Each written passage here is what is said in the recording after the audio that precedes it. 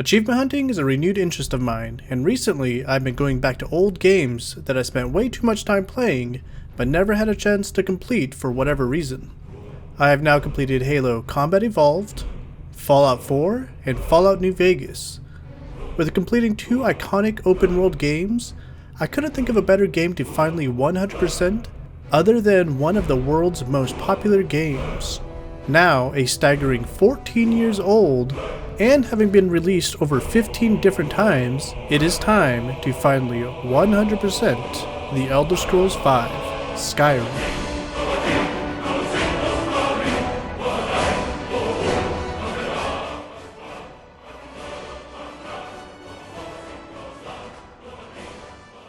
Typically, a story about 100%ing Skyrim would start out with us waking up in a carriage, like all other Skyrim stories. This time though, it's going to come with a bit of planning. To 100% Skyrim, we are currently missing 11 achievements.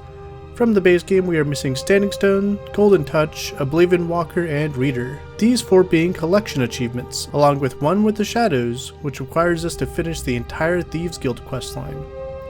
Since we have to do Oblivion Walker, we should plan to do one with the Shadows first, so that we can reload and grab the Skeleton Key, one of the daedric artifacts that we can collect. Finding the Standing Stone shouldn't be too difficult and should be pretty straightforward. Same with the Reader achievement. I mean, it can't be too hard to find 50 skill books, right? Along with these 5 base game achievements, we also have 5 Dawnguard achievements to deal with. Werewolf Master can be completed pretty early. We just need to do a bit of the Companion's questline. Lost to the Ages just requires us to complete a DLC dungeon and quest that can be started at any time. Ariel's Bow sadly requires us to complete the entire Dawnguard DLC main quest, just to get a bow and fire it into the sun once.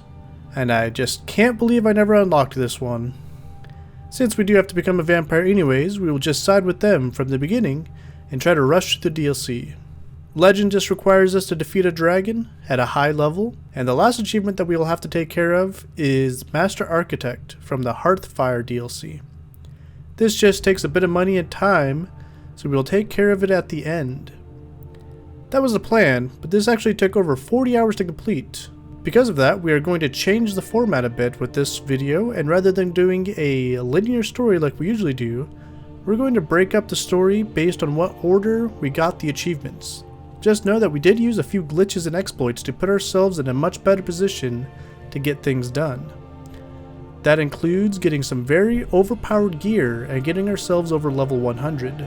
You can find videos on how to do these glitches pretty easily online, so I won't bore you with the details. Just don't be surprised when I'm one-shotting dragons, okay? And all this is possible in vanilla Skyrim. Last thing before we truly get started, this video took a ridiculous amount of time and effort to produce, and I'm actually really proud of it.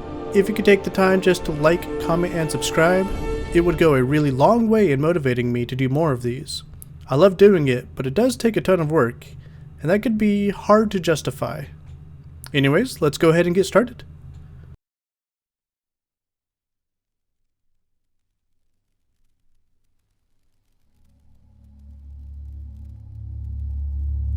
Alright, let's do this. We're waking up in a cart heading to the chopping block before getting into line to get a very short haircut. We are asked who we are and make our character a Khajiit named Mar because we aren't very creative apparently. We watch as one of the sorry sons of bitches loses his head. Not too long, we are finding ourselves under the axe. Thankfully a dragon who we will soon learn to be named Alduin attacks Helgen. We make a quick run for it, dodging the dragon and fire and rubble that this place is now becoming. A Stormcloak and an Imperial both offer to help us, but we opt to follow the Imperial, Hadvar, as he guides us through the keep. Once inside, we end up having to fight some Stormcloaks as we make our way through the keep. We eventually make our way through the keep, but not before coming across some big-ass spiders, a sleeping bear, and some other things. Throughout this whole keep, we don't really do a great job looting like we normally would, but don't worry, we will cover gear in our own way in the future. We do eventually escape the caves and follow Hadvar to our first set of Standing Stones, and immediately knocking off 3 of the 13 that we need for the achievement, Standing Stones, unlocking the Thief, Mage, and Warrior Stones, thus starting our journey to finally 100% Skyrim.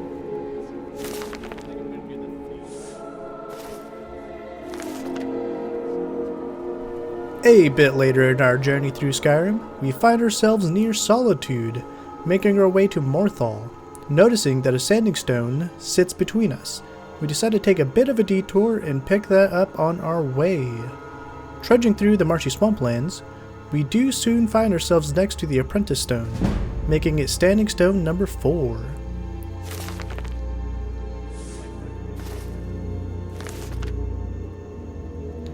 On a beautiful Skyrim night, when the auroras are in full effect, we are jumped by some wandering skeletons just off the path near Lake Ilinalta. On our radar, we can see another standing stone that seems to be off in the middle of the lake. Taking care of the pest, we make our way onto the water. Passing a sunken boat, we find a small island where our 5th standing stone can be found, the Lady Stone. 5 down, only 8 more to go.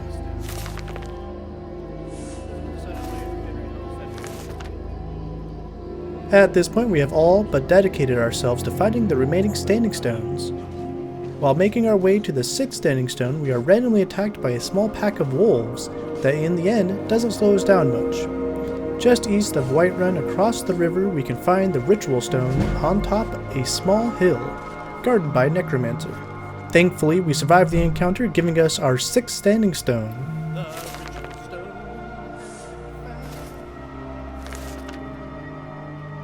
Our next target is the Atronach Stone, found in the hot springs of Eastmarch, in the east of Skyrim.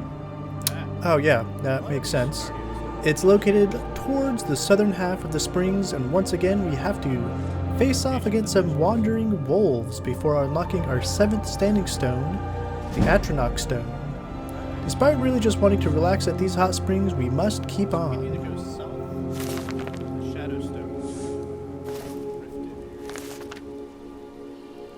For our next stop, we make our way to Riften. Just south of Riften, we will be able to find the Shadow Stone. Here we come face to face with a conjurer who takes us a bit by surprise, almost stopping us where we stand. Thankfully, with a bit of potion spamming, we are able to persevere, unlocking the Shadow Standing Stone for our 8th stone. Hopefully I won't be needing those potions in the future.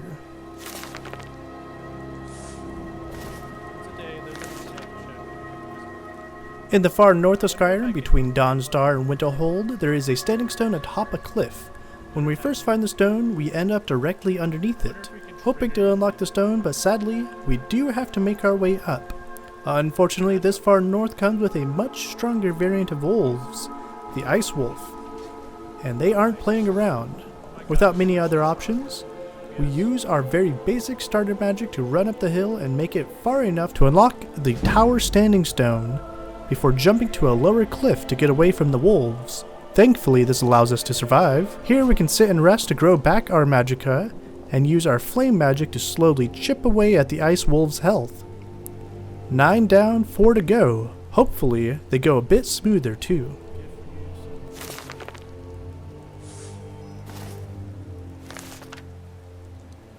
Thankfully, we are already in the north and not too far away from our next standing stone.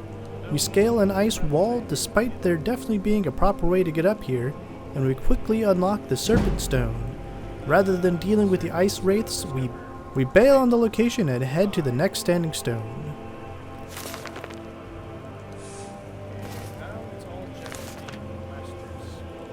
South of Dawnstar and east of Morthal, we will find our next standing stone along with more ice wolves, and we definitely don't want to deal with those. Up a mountain a bit, we can find a small shrine that houses the Lord Standing Stone.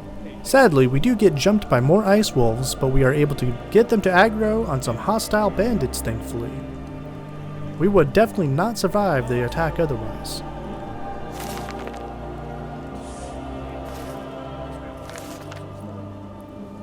Northwest of Solitude, we can find hidden away in the mountains the Steed Stone. We use our parkour skills to climb the mountain the unconventional way, up to the standing stone, leaving only a single one left.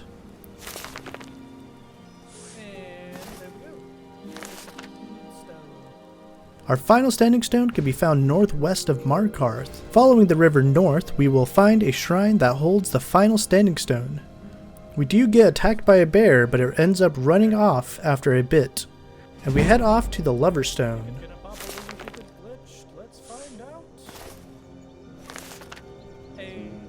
With the final standing stone found, we unlock our first achievement for this challenge, giving us standing stones for a nice little 30 gamer score. This was one of the longer achievements to get, but don't worry, our next ones get a bit quicker.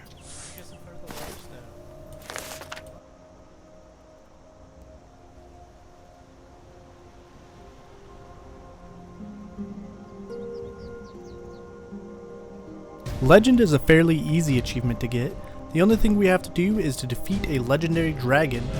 In order for these dragons to start spawning though, we do need to be level 78 or above. Thankfully, we did just spend hours and hours increasing our level and making ourselves a set of broken gear that gives us nearly infinite health and damage just for wearing it. We weren't even planning on getting this achievement, but while working on another, we found ourselves climbing up a mountain and ended up face to face with the dragon. Before too long, we found ourselves in a fight for our lives as the dragon attacks. Once the dragon lands, we draw our sword and start the battle. And one shot and we are done. This was accidentally the most anticlimactic achievement, and it was entirely our fault. At this point in the playthrough, because of our efforts to get our gear settled, we are doing a godly amount of damage. I wasn't even trying to get this achievement. I was simply working on the Thieves Guild. Oh well. Legend unlock for 40 gamer score.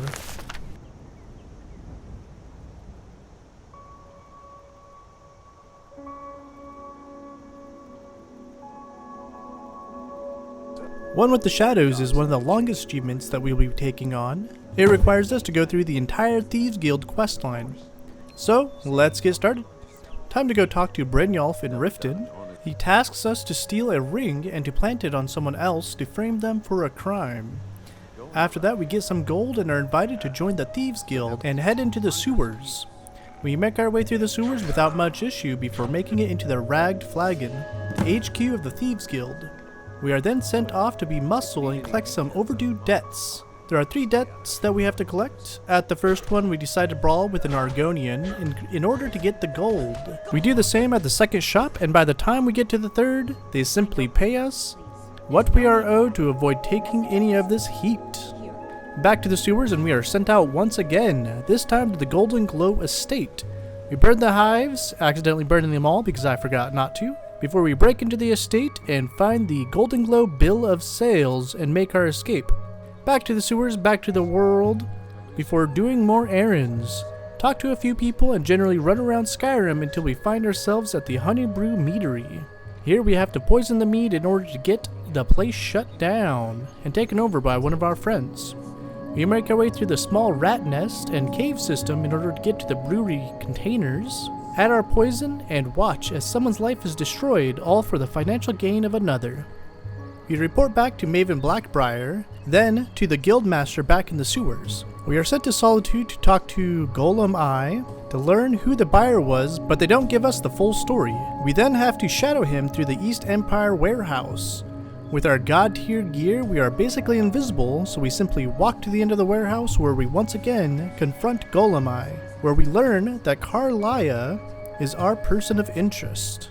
We once again head back to the sewers, and Mercer Frey fills us in on who Carlia is, as well as sending us off for our next mission.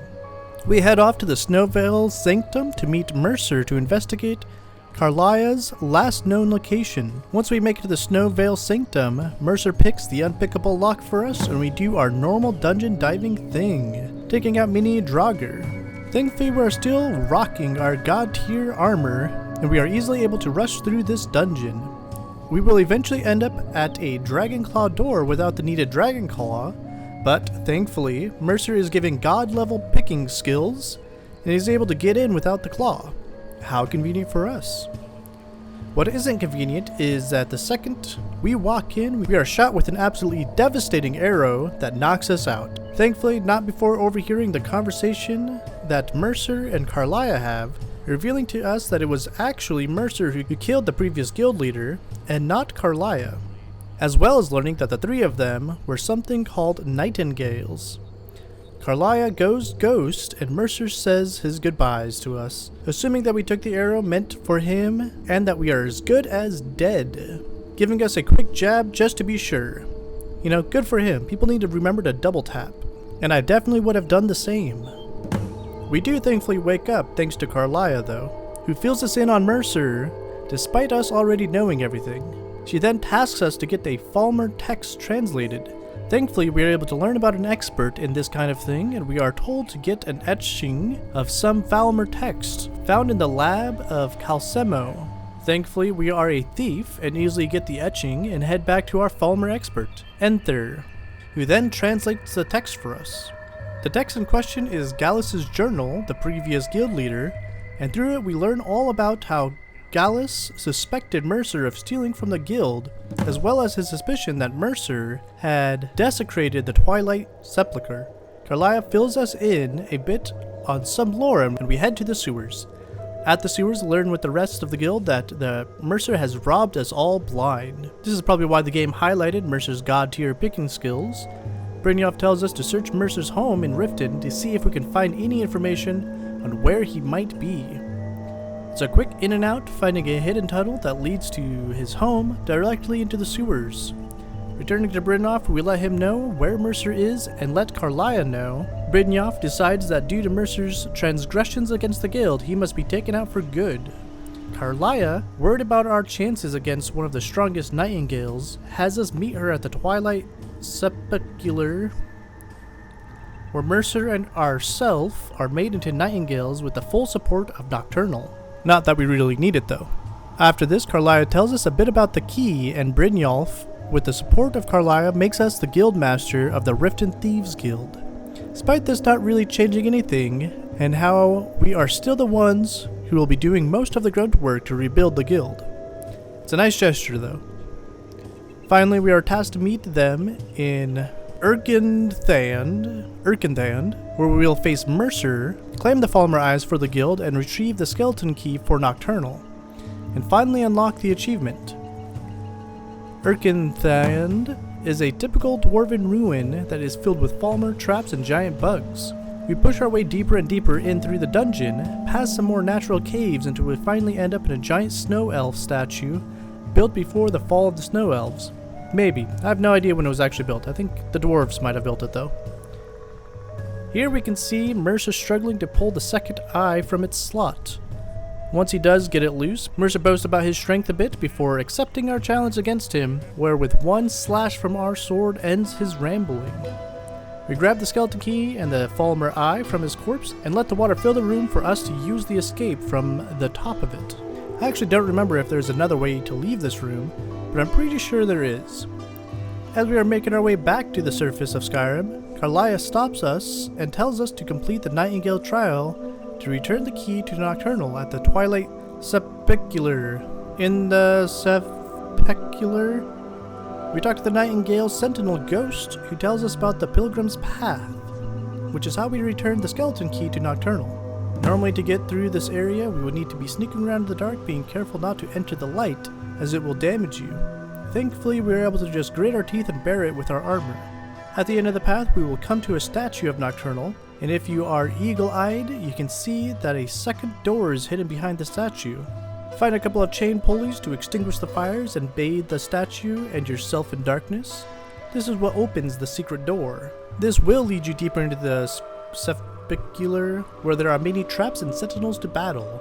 After not too long, we find ourselves falling into a well trap. After a few seconds, we pull the skeleton key from our pockets and the ebon mirror opens up to us. Upon replacing the skeleton key, Nocturnal himself speaks to us. After talking to the daedric prince, we head back out and the achievement finally pops. Or not. Wait, why didn't it pop? Did it bug out? Hold on 1 second. Well, turns out we still have a bit of work to do, so back to the sewers we go. So it turns out that we have to complete 5 Radiant quests for the guild in each major hold. So that's 5 in Whiterun, Markarth, Windhelm, and Solitude. We are given a special job to do in those holds. After that, we get one last quest to officially become the new guild leader. This is a total of 25 more quests for this one achievement. And did I mention that this achievement only gives you 15 gamer score? I think I figured out why I never got this achievement back in the day. There is one kind of saving grace in all of this though. The quests are pretty dead easy. We actually have a choice in the kind of quests that we do, ranging from stealing from homes or businesses to modifying ledgers. These are the numbers jobs given by Delvin and are probably the easiest ones to do. So off we go to do 20 of these jobs so that we can get our special jobs taken care of. Our first job sends us to Windhelm to change a ledger at the Candle Hearth Hall. Our second one brings us to Bellathor's General Goods in Whiterun, then to Whiterun Stables in, well, Whiterun. This is just how it goes for a while. We go to Delvin, get the quest, fast travel to a location, do the quest, and head back to get another. Nothing really happens during these either. We don't get into any fights or have any real issues doing them. Eventually, we do get our first real mission though. Delvin sends us to Solitude to speak to a man named Eriker, where he hires us to plant some illicit substances, Balmora Blue, into the footlocker of a captain who went back on a trade agreement with him. To get the Balmora Blue, we simply buy the key from a Sabine Knight and retrieve it from a chest in the water. We make our way to the Dainty Sload off the northern coast of Solitude. We sneak our way through the ship and plant the Balmora Blue. We make our way back to Eriker and get our reward. Now back to Delvin for more of these Radiant quests, until we get our second special job, Imitation Amnesty. This special jobs take us to Whiterun. We talk to Ulfrid Battleborn and he tells us about his friend Arn, who has been arrested and is wanted for murder in Solitude. To complete this quest, we need to do two things: steal a letter from the Jarl's quarters and forge Arn's name in the dungeon. Both are very easy and quick for us. Once we inform Ulfrid, the job is done and we head back to Delvin. Once again, more Radiant quests. We do make sure when we take these last Radiant quests that they are only for either Markarth or Windhelm, our last two cities that we need to get. This just makes it quicker to finish the 5 that we need to get our next special job. Special job number 3, Somerset Shadows, has us in Windhelm talking to Torsten Cruelsea. Torsten tells us about how his daughter was killed and her locket stolen. He has already dealt with the murderer, but wants us to retrieve her locket, giving us the name Neranye, who has information on where the new Thieves Guild is. We interrogate her a bit and get the location of their hideout. Once we get the hideout location, we are tasked with stealing back the locket and optionally burning their banner. We aren't necessarily supposed to kill anyone in this location, but I don't think you are punished in any way for doing so. With our god armor, we don't have a hard time sneaking our way through the dungeon. I think this is the first time in a very, very long time that I did this mission. I must only have done this mission a couple of times, if that. This could have been a really cool mission if the player had to follow the Thieves Guild code of conduct and the dungeon was better laid out to allow stealth. Stealth in general in Skyrim isn't very good, but I could definitely see a game where they fix this aspect, where alternate paths and abilities allowed for greater stealth. Maybe also adding a system similar to the one found in Oblivion that allowed you to go up in ranks in the guild via a point system. Every person you killed reduced these points, and every optional objective added to it. There was also a very interesting interaction with burning the banner in the dungeon too. You could use a variety of tools to do this, any weapon enchanted with fire damage or spells. Weirdly, torches don't work for this though. I just thought this mission was a cool idea and was something genuinely different enough to talk about. Anyways, we get the locket, return it to Torsten, and are rewarded. Back to Delvin once again to finish off our Radiant quest until unlocking our last special job, Silver Lining. Silver Lining sends us to the last hold, Markarth. In Markarth, Endon tells us about a silver mold that he was meant to receive but never got delivered. Apparently, bandits got to it and are now held up in a small cottage called Pine Watch. At Pine Watch, we pick the front door and are able to sneak in and find a secret tunnel behind a bookshelf. Not very hidden if you ask me though. I don't know why, but for whatever reason, I just struggled to get through this dungeon. Like, it honestly just confused me, but we did eventually find the silver mold and make our way back to Markarth to deliver it to Endon. This finished up our final special mission and we made our way back to the Ragged Flagon. This will give us our final quest for the Thieves Guild, under new management. We are tasked with talking to Brynjolf for the final time, where we are told that it's time to make it official, and we join him and the rest of the guild in a small ceremony. The other guild leaders join Brynjolf and agree that we are the new guild leader. In order to actually get the achievement to pop though, we do actually have to go and get our guild master armor from Tanilla. This is the first time I'm talking to her, so the conversation is a little weird as we go through the entire quest line worth of conversation. But once we do, we are gifted with the guild master armor, and finally, after 30 quests, we unlock one with the shadows. And thank Nocturnal for that. This questline is extremely long, and at the time the game's release, I remember liking it very much. But this is definitely not the way to play through it. This is the most unimmersive way to play, and I do not recommend doing it this way. The requirement of doing the 20 Radiant quests is a bit much though. I just think that Bethesda was really proud of the mechanic and wanted to show it off a bit. But they got extremely repetitive, especially with how easy stealth is in this game. The game just lacks any real stealth mechanics and needs to rely on a very simple version of it, causing it to feel very easy and pretty boring. Obviously, we also exploited those shallow mechanics to rush through it all. Something else I learned is that to fully 100% the Thieves Guild and all their bonus stuff, you will actually have to complete 125 of these Radiant quests. 125. I can't imagine anyone has ever done that on a casual playthrough though. I know it's not something I would do at the very least.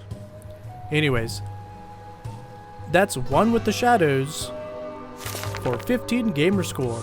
On to the next one.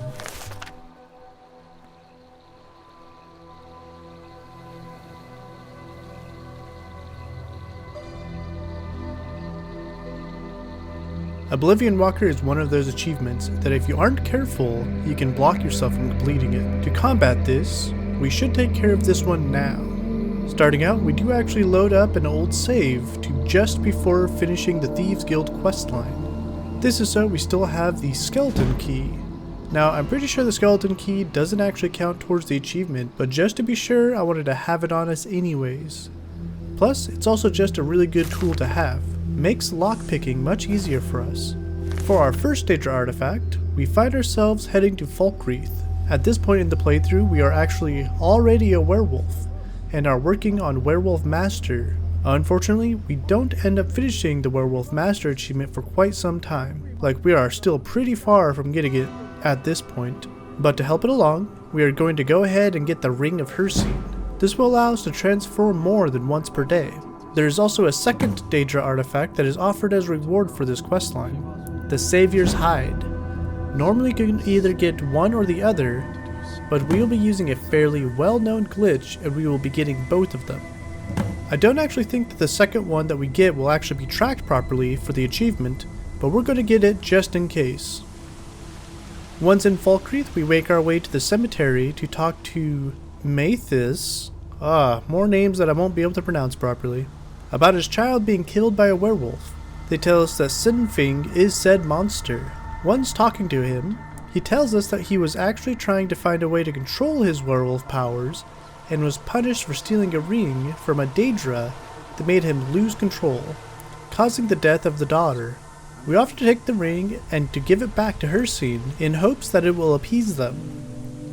For now, we must seek out the Great Beast, a white stag that can be found east of Falkreath. Upon killing it, we can talk to its ghostly figure, Hircine. Hircine will then task us to hunt down the werewolf, but once finding him in the bloated man's grotto, we decide to help him and fight against the hunters and Hircine's will. It's a simple affair, take out the hunters and be careful not to hurt Sinding. Once doing so, Sinding makes the grotto his new home. Upon leaving the grotto, Hircine talks to us once again and actually rewards us for killing the hunters. The hunted became the hunters, and this pleased Hircine. We are given the ring for our second daedric artifact. Sadly, Sinding does still die in this. We head back into the grotto to take him out, and doing this allows us to retrieve Sinding's skin. Her scene will join us once again and gift us the Savior's Hide for our third daedric artifact. Off to the next one. We head up into the mountains where we can find a large statue of the Daedra Azura, where we can talk to Arane. Oh my god, these names. She tells us how Azura has seen us coming and sends us off to Windhelm to find a mage, Nelacar. Nelacar has information on where Azura's star can be found, and points us to Ilinalt's Deep to retrieve the star. Ilinalta's Deep is a dungeon full of mages, necromancers, and walking skeletons that we must fight through until we eventually reach the end of the dungeon. Here, a skeleton that is clutching Azura's star sits on a throne-like area surrounded by the dead. The assumption is that this is Malin Varen, the researcher / necromancer who has trapped his own soul in the star in order to make himself immortal. This has also corrupted the star though. We now have the option to bring the star back to Azura or to Nalacar.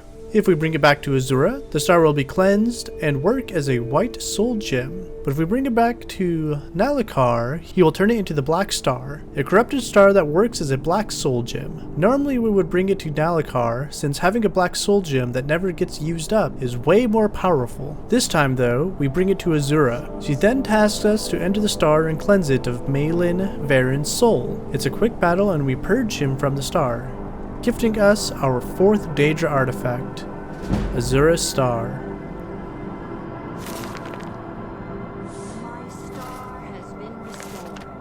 Our next artifact will bring us to the nightmare-consumed town of Dawnstar, where we can start Pieces of the Past and get our hands on Mehrunes' razor. In Dawnstar, there is the Museum of the Mythic Dawn.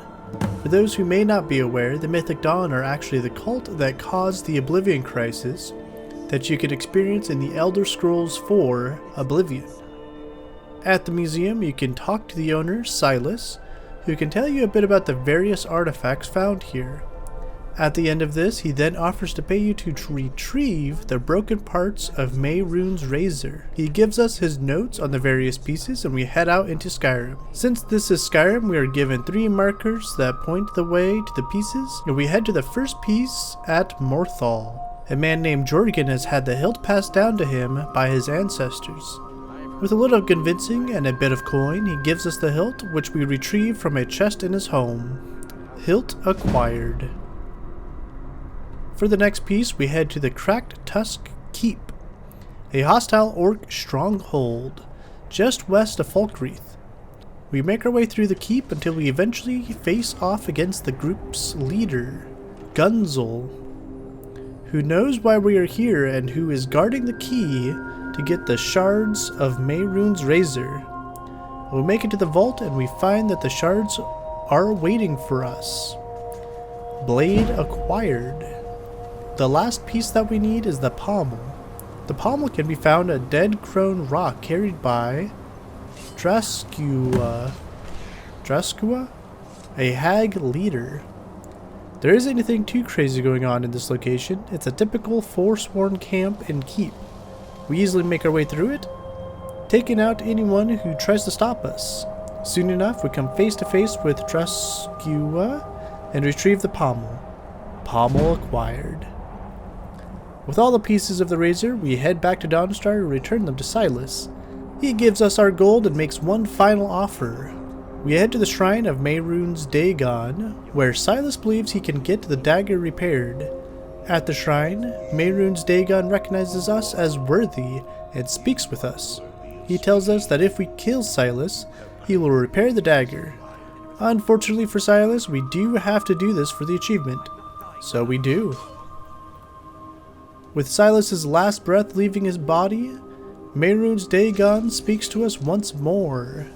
The prince fixes the dagger but leaves us with a final gift, 2 Dremora to kill us. They fail of course, and we get our 5th daedric artifact, Mehrunes' razor.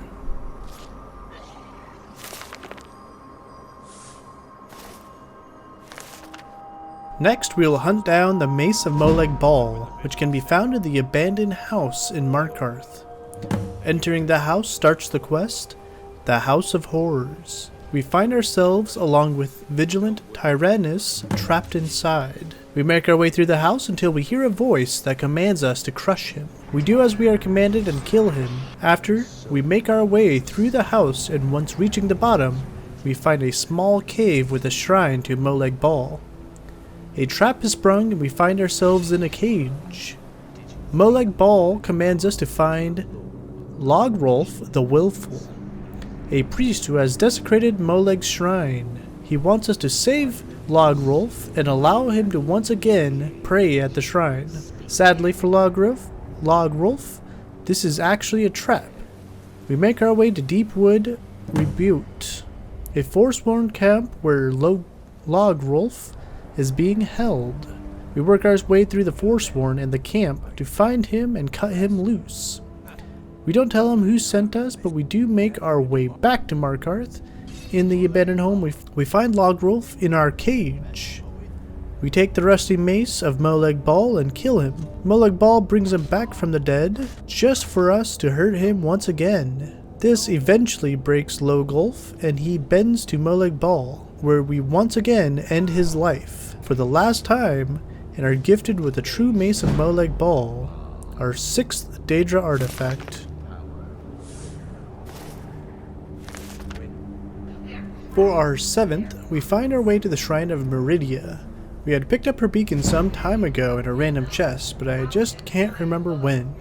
No matter, we have it and we bring it to her. Placing the beacon on her statue, she spirits us away into the sky and tasks us to clear her shrine of intruders and spread her light throughout it. We guide this light throughout the temple as we make our way through it. It's filled with specters, but other than the light mechanics, it's pretty much just a typical Nordic style ruin.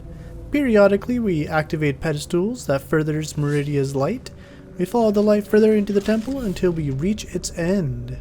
At the light's end, we find Malkoron, a necromancer that has taken over Meridia's temple. Dispatching him, we find an altar holding a sword. Taking the sword, we are taken away with Meridia once again and are gifted Dawnbreaker, our 7th and my personal favorite daedric artifact. After falling back to Earth, we can head off to Artifact 8, Volendrung. Volendrung is an artifact of the Daedra Prince Malekith. To start the quest, we head to Largashbur, an orc stronghold southwest of Riften. We see a giant causing problems and step up to help the orcs. We talk to a tub, who starts the quest, the Cursed Tribe. We are tasked with bringing some troll fat and a daedra heart to her. Thankfully, we already have both, and we can immediately give them to her and start the ritual that will allow us to talk to Malekith. Malekith has some choice words with the chief of the village, Yamars, and Malekith tasks Yamars to kill the giant who has been harassing the village. Yamars blames us and recruits us to help him defeat the giants. Sounds more like he expects us to be the one to defeat them, but whatever. We meet him at Fellowstone Cave and fight our way through it, defeating any giants in our way. This is a pretty cool location, just by the way. Eventually, we make it through the cavern and find a hidden grove of sorts where the giant's leader is. We rush in and easily defeat it. We take Shagrol's warhammer as proof and head out. Unsurprisingly, the chief decides that he can't let us return alive and wants the glory for himself, prompting him to try to kill us. Sadly for him, we are basically a god and one-shot him with the Dawnbreaker. Once dealt with, Malekith speaks to us once again, telling us that Yamars is a worthless leader and that we should head back to the orc village. Once back, we inform Batub of Yamars' betrayal. Malekith agrees and tells the orcs that they must prove themselves, naming Golarzub as the new chief and commanding us to place the hammer on the shrine as we are worthy. Once we do, the hammer turns into Volendrung. 8 artifacts down.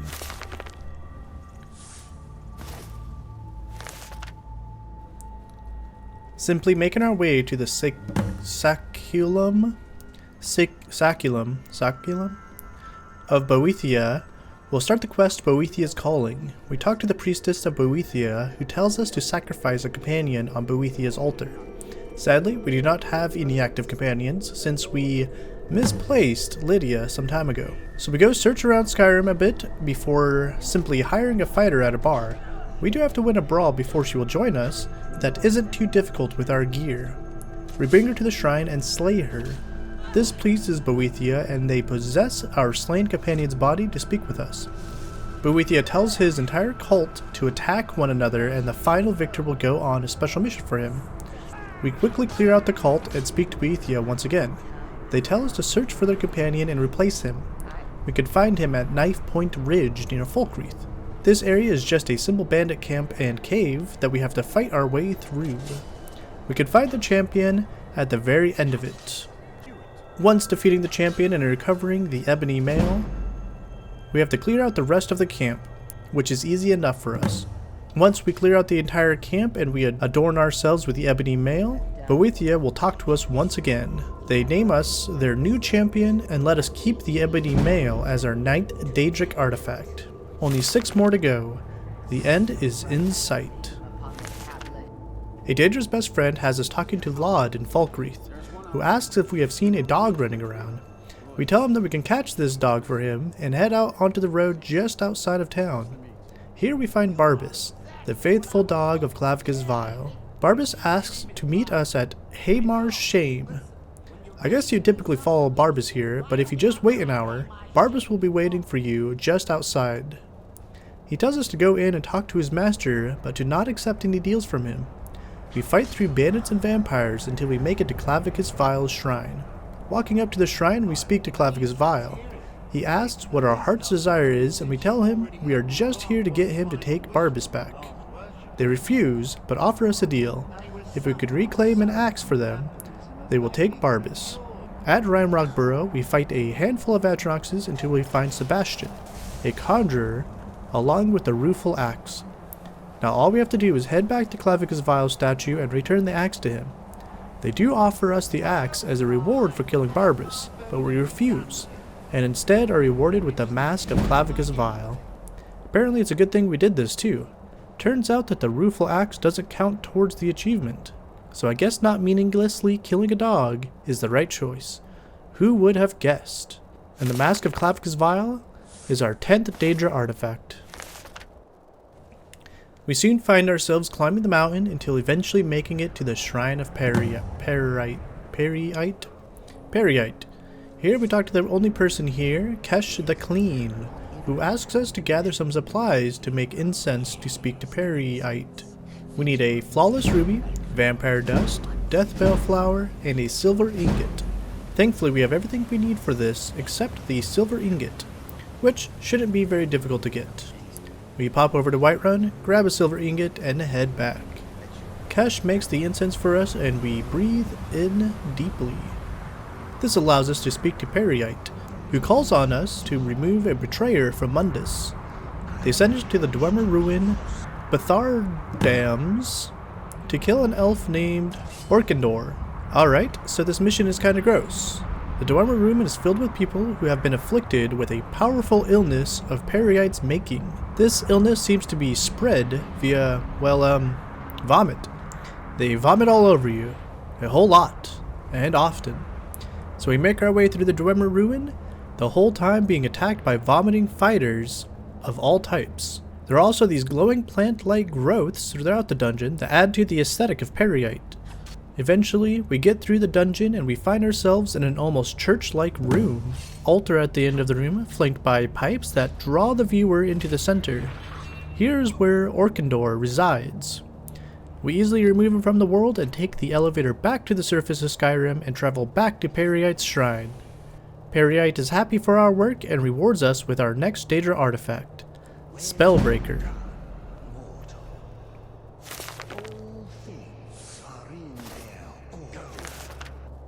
The Taste of Death is our next Daedric quest that will eventually get us the Ring of Namira. To start, we head to Markarth and talk to Brother Verulus at the entrance to the Hall of the Dead. He tells us that there is an issue and we convince him to let us help. We learn that some of the bodies are going missing in the Hall of the Dead. We head there, where we are greeted with an echoing voice talking about how they feel the hunger inside us. It's Iolo who meets you and continues with this speech. eventually telling you of a safe haven for people like us. She sends us off to Reachcliff Cave, which has been overtaken by the Walking Dead. We do our main character thing and clear out the location. The final room is a large great hall of sorts with a large altar of Namira. Iola will task us to bring Brother Verulius here as their next meal. We head back to the Hall of the Dead in Markarth, bribe/pay Brother Verulius to follow us when we lead him to Namira's altar. This time there are many of Markarth's citizens waiting for our return and for their next meal. Brother Verulius. Iola uses some Jedi mind tricks on him and he lays upon the altar, where we are given the honor of serving him up.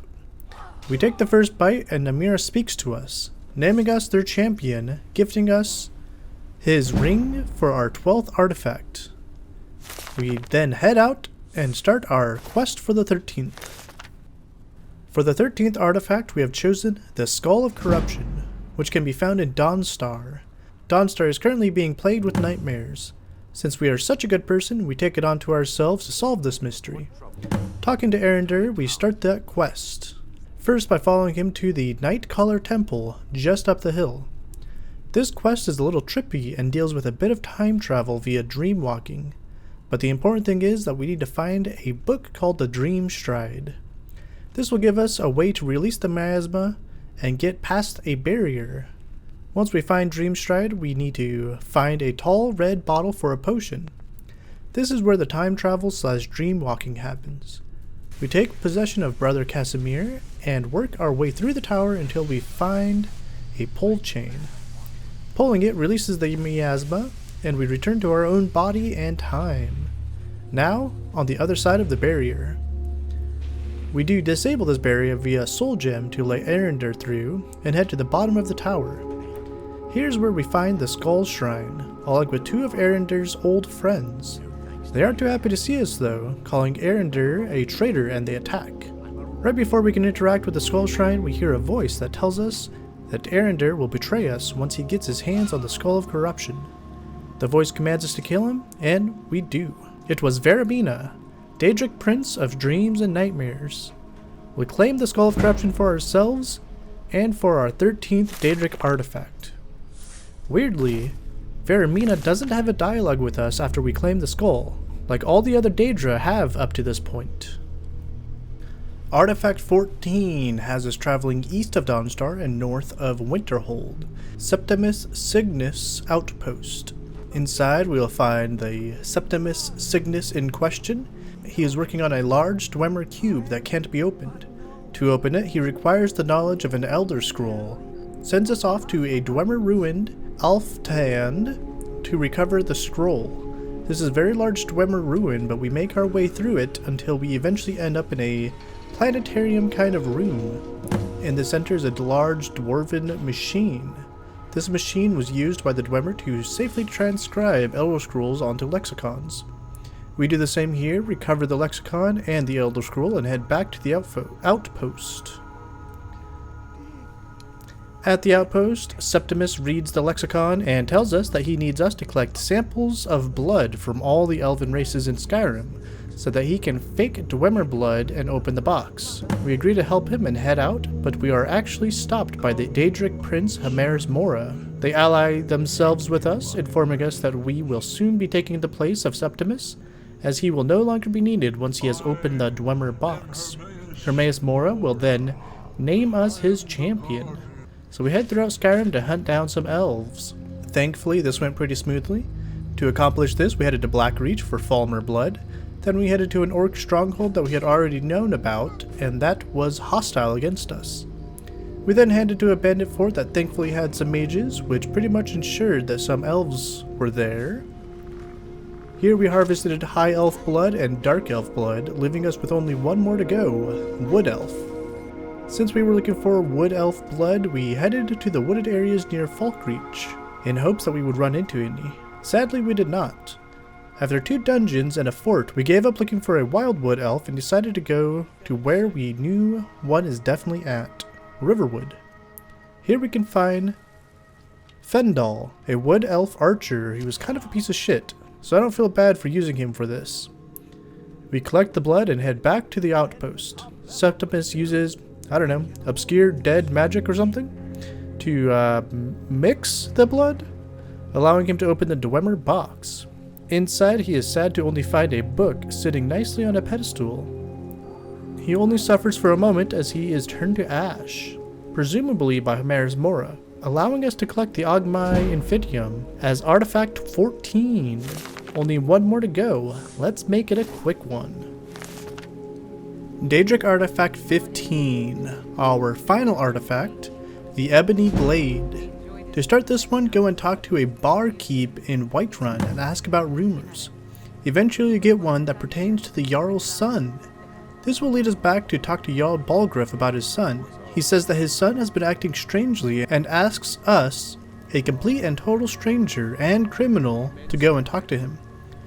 Alrighty, will do. So we hunt down his son, Nelkir, who tells us that we can hear voices through a locked door that tells him secrets. We figure out where the door is and head there ourselves. Turns out it's the Daedra Mephala, also known as the Whispering Lady. Back to Nelkir, who tells us how to open the door. We pickpocket the court wizard, Farengar, and we open the door. On a table in an empty room sits the Ebony Blade. Huzzah, our 15th Daedric artifact. Now we just wait for the achievement to pop. It's not popping. Maybe I have to empower the sword with the blood of a companion. Alright, easy enough. We head to the companion's HQ to find a follower. We end up taking Vilkis along for the ride, head off into the wild, and we slay him. Still no achievement.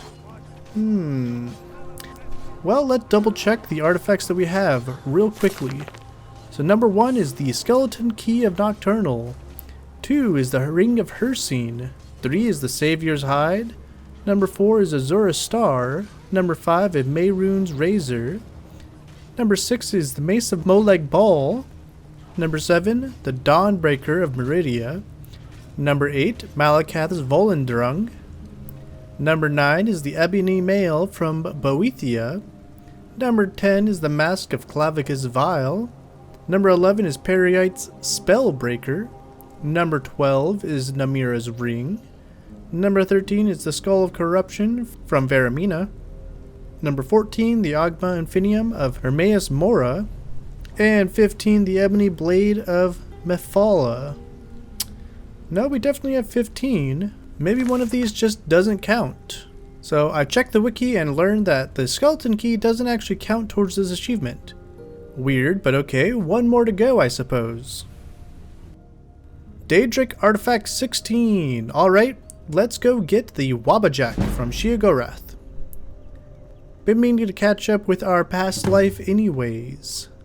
This requires us to complete the Mind of Madness quest. To start, we need to talk to a beggar, Dervanin of Solitude. Apparently, he is the subject of Sheogorath, who has been shirking his duties.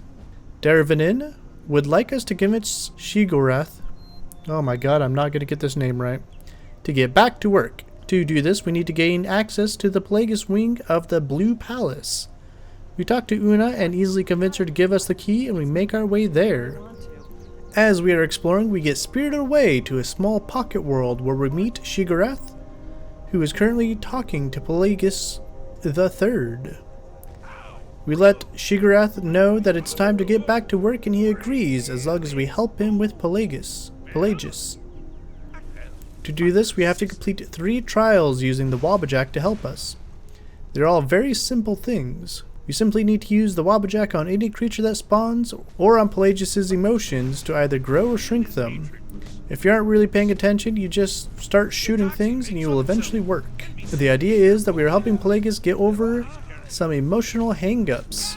Once we complete all 3, we let Sheogorath know and say our goodbyes. A portal to Skyrim opens for us, and we head back into the Plagueis wing of the Blue Palace. Wabbajack in hand for our 16th and final Daedric artifact.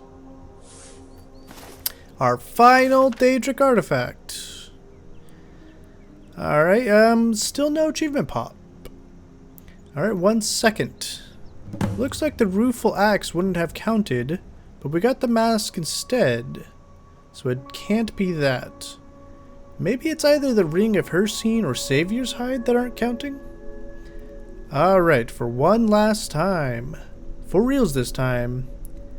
Our last daedric artifact number 17, the Sanguine Rose. Yeah, we are running out of artifacts, aren't we? If this one doesn't get us the achievement, we only have one more chance in the entire game. Otherwise, we'll basically have to do this all over again on a new character or something. Hopefully that's not the case though.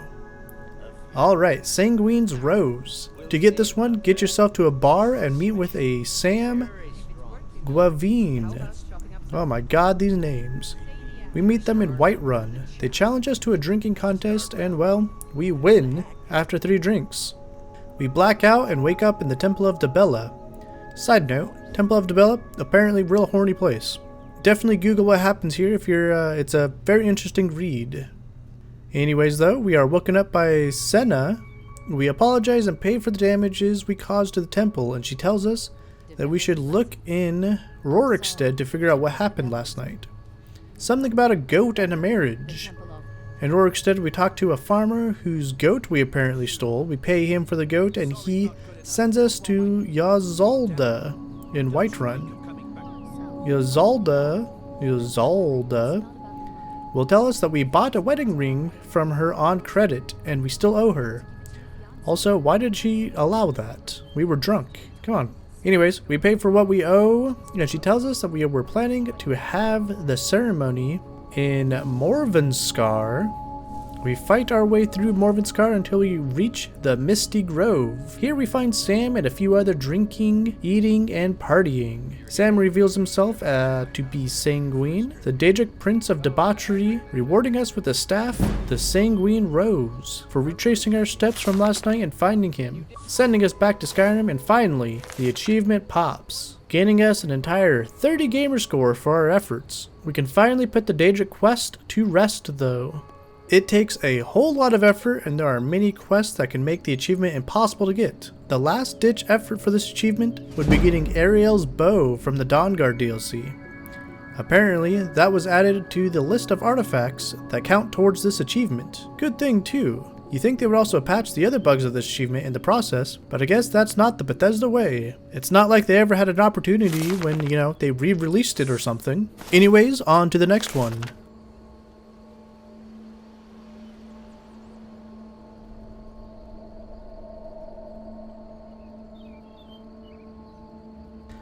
To get Golden Touch, you just have to have 100,000 gold. Just through playing the game, you'll eventually get this if you are regularly selling stuff. Once you reach like 10,000 gold, there isn't a ton of reason to buy stuff. Especially if you are making your own gear and potions. With this character, I just made sure to sell things. The thing that actually got us to 100,000 was selling all the daedric artifacts that we just spent all that time getting. Pretty anticlimactic, isn't it? Oh well, another achievement, another 30 gamer score, and on to the next one.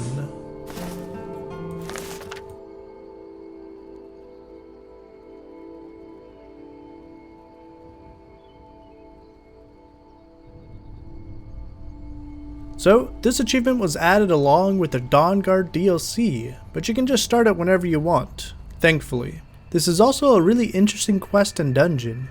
If you hadn't had a chance to do this quest, I do recommend doing it.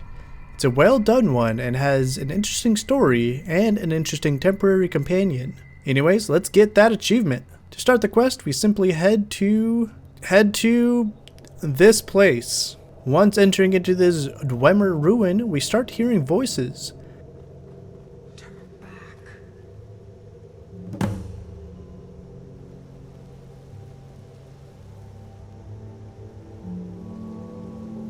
This actually gave me a bit of a jump scare.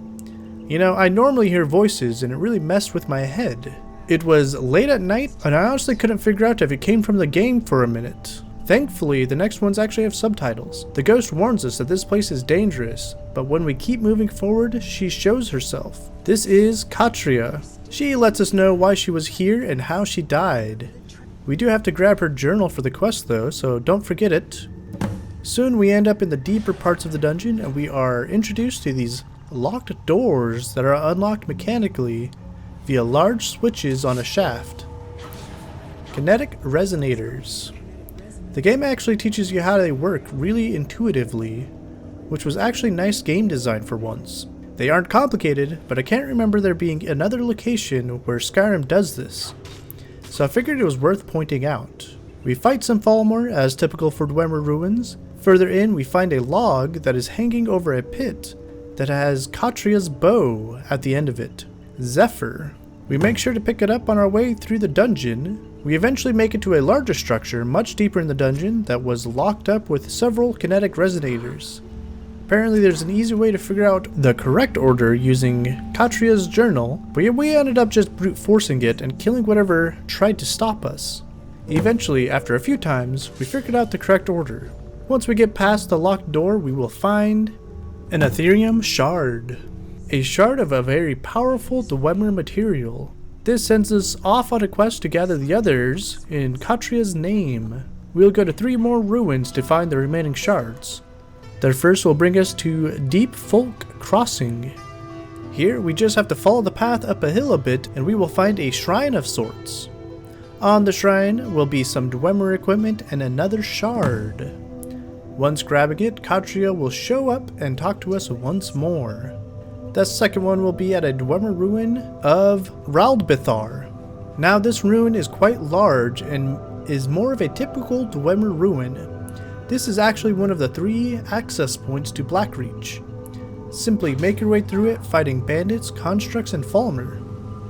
There is one room where you have to clear debris from one of the gears to allow the bridge to open, and the noise in that room in particular is absolutely horrible.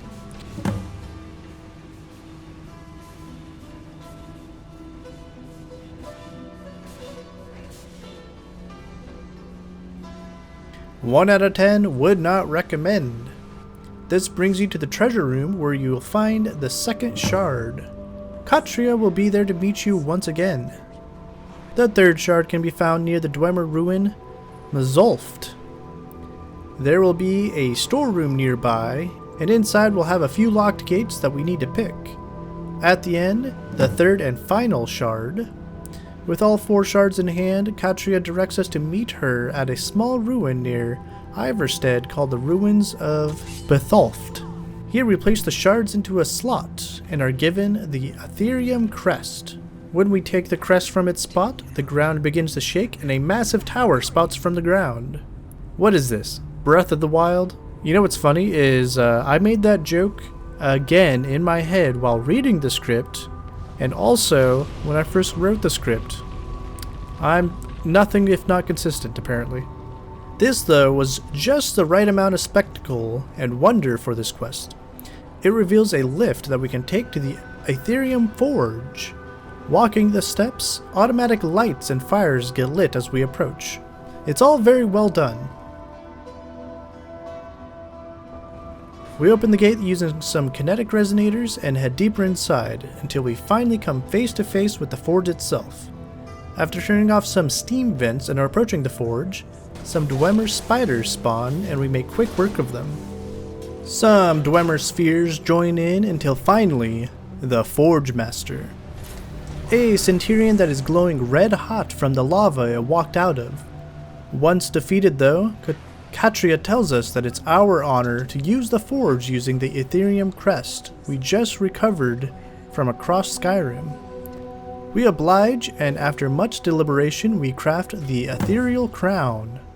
Doing so, Katria now feels at rest and fulfilled, and with her passing on to whatever lies beyond for her, we unlock Lost to the Ages for 30 gamer score. I don't know why, but by the end of this quest, I ended up really liking Katria, and this quest as a whole. I know ultimately it's a bit of a fetch quest, but we are fetching something for ourselves. We get to explore a short, cool new dungeon, as well as getting our hands on some really cool rewards. Traveling with Katria wasn't annoying, and although her dialogue was at times just used as a way for the developers to explain things, I really liked most of her dialogue. Pretty good quest for Skyrim standards. And on to the next one.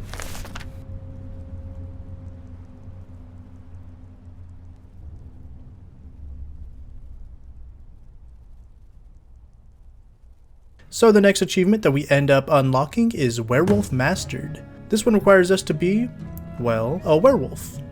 This makes some of the companion's quest line mandatory to play, but thankfully not all of it. To start, get to the companion's longhouse and find Kodlak and ask to join. He will task us to follow Vilcus to the training yard, where he has us demonstrate our strength in a small fight. Unfortunately for him, we are basically a god and knock him down in one hit. Vilcus then sends us to Yorlin at the Skyforge to get his weapon sharpened. Yorlin then tasks us to bring Ayla a shield that he has been working on for her. Farkas then gets tasked to show us to our new quarters and let us know that if we want to do any extra work, to come to him or Ayla. We do just that, and we are sent off on our first Radiant quest. They really love these for Skyrim, don't they? We are sent to go deal with some Forsworn that have been causing some trouble. We head off to Serpent's Bluff. We clear the area of Forsworn and head back to Farkas. Once we let him know that the job was done, he sends us to Skjor, who has been looking for us for a special job. Farkas will be joining us, and we head out to Dustman's Cairn. These names are gonna kill me. Here we fight our way through Draugr and eventually some Silver Hand. We stupidly get ourselves trapped and watch as the Silver Hand surround Farkas. As his imminent death approaches, he transforms into a werewolf and slaughters them all. He then frees us and tells us a bit about his powers before insisting that we continue onwards. We fight through the rest of the dungeon until we reach a word wall and a treasure room of the dungeon. We collect a fragment of Uthrad and our word of power before we head back to Whiterun. Once we return, we are hailed to be a true companion in a small ceremony by the rest of the guild members. Farkas gives us our next job and we head off to Riften for a hired muscle job. Why are we doing hired muscle jobs, by the way? Anyways, in Riften we find Markirio and resolve the dispute. Easy job and back to Whiterun. We let Farkas know the job is done and he tells us that we need to talk to Skjor again. He has another job for us, but first we need to meet him at the Underforge tonight. We wait for midnight and then find ourselves in the Underforge. Here we stand with a werewolf who we learn is actually Ayla, who has agreed to be the one who transforms us into a werewolf. We accept the gift from Ayla and drink her blood, causing us to transform into a werewolf for the first time. We are knocked out and Ayla finds us in the woods. Alright, so I gotta talk about this quest line just a little bit. So you were telling me that after 3 quests, we are already trusted to the companion's greatest secret? Not only that, but we are invited to become one of them this quickly? We had to do over 25 quests just to become the leader of the Thieves Guild. 7 just to become a Nightingale. We just met these people, and they barely know us, and I had 1 full conversation with maybe 2 members, and they were barely conversations. This is the wildest jump to power in this game. This kind of stuff definitely shows Skyrim's age though. Even while reading this script, I was confused because it's like, man, that really came very quickly, and it's correct, you only need to do 3 quests. So, anyways, we are a werewolf now. Basically, we can get the achievement now. All we have to do is eat enough bodies to get the perk points that we need. I actually had no idea how many we needed to eat though, and we ended up fully completing the entire companion's questline and still did not have enough. Eventually we just started running around Skyrim killing and eating anything that we could until we eventually got our last perk point in a random cave from eating a giant spider. Weird end to a pretty weird achievement, but hey, that's another 20 gamer score and 1 less achievement we have to get. Just a little side note, this did take over 11 hours of gameplay after first becoming a werewolf, just to show you how long this actually took.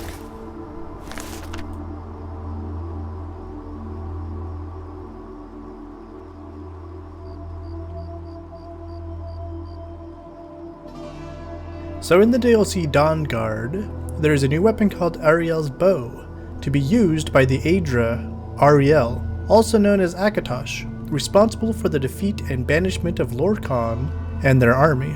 In the creation myth of Elder Scrolls, it is said that Ariel was one of the last to agree to help the mortal plane, causing the elven people to lose their connection to eternity. Anyways, to get this bow, we have to complete the entire Dawnguard DLC main quest. Now, do we really want to basically write an entire synopsis of the Dawnguard DLC?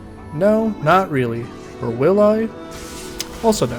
This is a really long quest line, and honestly, the story part of this quest can be pretty complicated to talk about. What you do need to know is that we followed the vampire path so that we would get the vampire powers. To get the actual bow, we do have to go through about 95% of the DLC's main quest, and we will eventually find ourselves in a snow elf sanctuary fighting a snow elf vampire, which actually shouldn't be possible, but for some reason Ariel said fuck this snow elf in particular. Once we kill them, a way shrine will raise, and inside will be Ariel's bow. We take the bow and shoot the sun, unlocking the achievement Ariel's bow for 20 gamer score.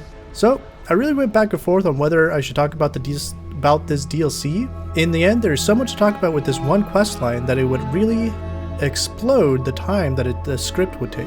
I do want to say some things though. I think the factions in this DLC, the Dawnguard and the vampires, are very one note and are pretty boring. They're definitely the worst part of the DLC, and they only really serve as a means to getting to the end Hidden Grove. I think the most interesting lore and exploration stuff is in the Soul Cairn. The Snow Elf stuff has to be some of the most interesting things to explore, and this DLC really made me like the Fall more as more than just an enemy to kill. The DLC also has by far the most iconic and popular companion in Serana, the first companion to actually feel like a real person and had a history and story and growth. I also enjoy all the lore stuff the vampires brought to Skyrim, despite the faction itself being kind of boring. The new powers are also pretty great too, but I think those are more of a gimmick that wouldn't really be used for a full player build. With everything else that this DLC adds to the game, I actually do really enjoy it. Some of my favorite stuff and some of my least favorite stuff, a mixed bag, but leaning on the side of good.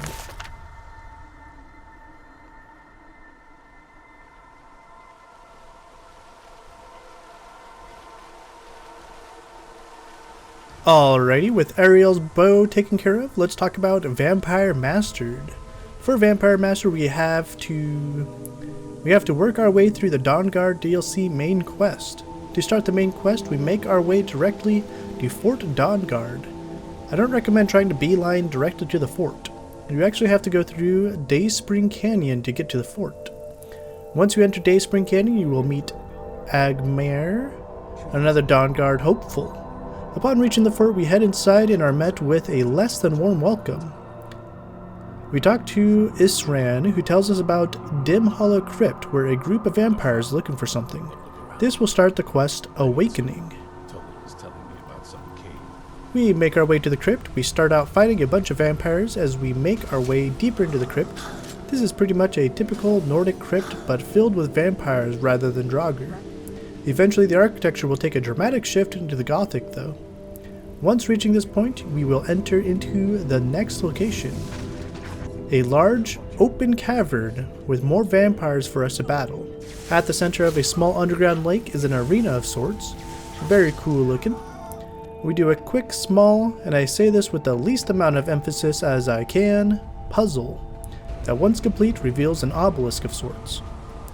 Activating it will reveal a mysterious woman with an Elder Scroll on her back. This is everyone's favorite companion, Serana. She asks us to help her to get back to her family, and will later ask for our help once again. This also starts the questline, Bloodline. So we head out of the crypt, fight a couple of gargoyle, and head out of the back entrance and head to Castle Volkar. Volkihar? I have no idea how to say that. Once we make it there, Serana tells us that she'll do all the talking to get us into the castle.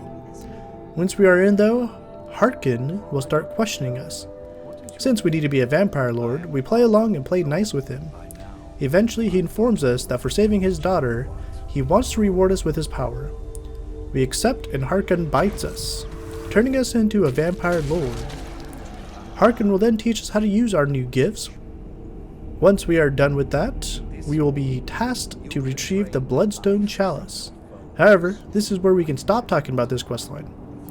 What, did you think I was going to go all over the entire questline despite us just talking about how we weren't going to do that? No. This is all we need to cover. Now all you need to know is that from this point forward, we'll be using the Vampire Lord power as much as possible. It's actually easier to level up this power than the werewolf power. With werewolf power, you start out only being able to eat humanoids to power up, but as a vampire lord, you can use any creature to power up. This still took a long time to get though. It was about 3 or 4 hours after we got our powers before we unlocked our final perk. This unlocks Vampire Mastered for another 20 gamer score, leaving only 2 more achievements for us left to get.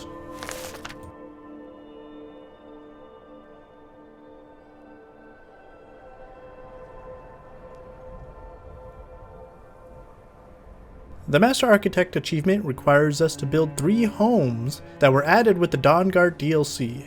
In all honesty, this is a really dumbass achievement. I don't know who thought this was a good idea for achievement, but here we are. To start, we actually have to become renowned enough to purchase property in 3 holds: Morthal, Dawnstar, and Falkreath. We start out by heading to Dawnstar and talking to the Jarl Skald to do a quick mission for him. He's worried about some giants that we have to take care of in Blizzard's Rest. We make our way there, slay some giants, and head back to Dawnstar. We talk to Skald once again, and thankfully, after just a single job, we have the option to buy property in the hold. We head over there before realizing we need a bunch of supplies. We get lumber from Anga's Mill, and the rest from Whiterun. We don't really put too much thought into how we build the house. It does need to have each wing of the house completed, so we quickly just rush through the process. Building all the wings, and before we know it, fully built house. 1 down, 2 more to go. Next on the list is Morthal. Not the most exciting place, if I'm honest. We do need to talk to the Jarl's husband if we want any work. Our first job here will be to take on a dragon that has been terrorizing the countryside. We accept the mission and head out. We make our way up the mountain to Skyborn Altar, where we indeed find a dragon. Thankfully we are a god and are able to one-shot the dragon, which crashes into a really weird glitchy way and disappears. No dragon soul for us, I guess. Mission complete. Back to Morthal, we talk to Jarl Idgrod about the burned out house in town and are told that the house burned down with a child inside who had died. We are sent to investigate the house and we meet with a ghost, Helgi? She tells us her story about the fire, but before she will tell us who started it, we have to play a game of hide and seek with her. We head to a small grave site to look for her, come across an open grave and a vampire named Laletta, who attacks us. We take her out and talk to our new ghost friend. Alva, the wife, was the one who burned down the home, and Laletta turned the child into a vampire. We need proof, so we find Alva's journal to bring to the Jarl and tell them what happened. The Jarl tells us to finish the job and to kill the master vampire, Movarth, who was behind it all. We make quick work of the vampire and his thralls before heading back to Morthal for a reward to hopefully buy some property. Thankfully, we are able to ask about houses for sale, and they tell us that we can buy some land for another 5,000 gold. We take it and build our second house. 1 more to go. For our third and final house, we need to head to Falkreath. Thankfully, the Jarl here has already looked for us and apparently sent us a letter. We are told to execute every last bandit at Bilgulch Mine. We quickly make our way there. It's just a basic mine / cave dungeon. Nothing really special other than an orc controlling the mine. We do our thing and we head back to the Jarl. The Jarl's bloodlust is thankfully sated, and the Jarl allows us to buy property. We find the steward and buy our third property for another 5,000 gold. This is easily the best location for a house, by the way. It's just on a lake and is in a forest. Great views all around. We take the time to build up the house, and once we lay the last bit of stone, the achievement pops. A nice cool 10 gamer score. Only 10? That's it? That's kind of bullshit. This takes a lot of work and a lot of gold.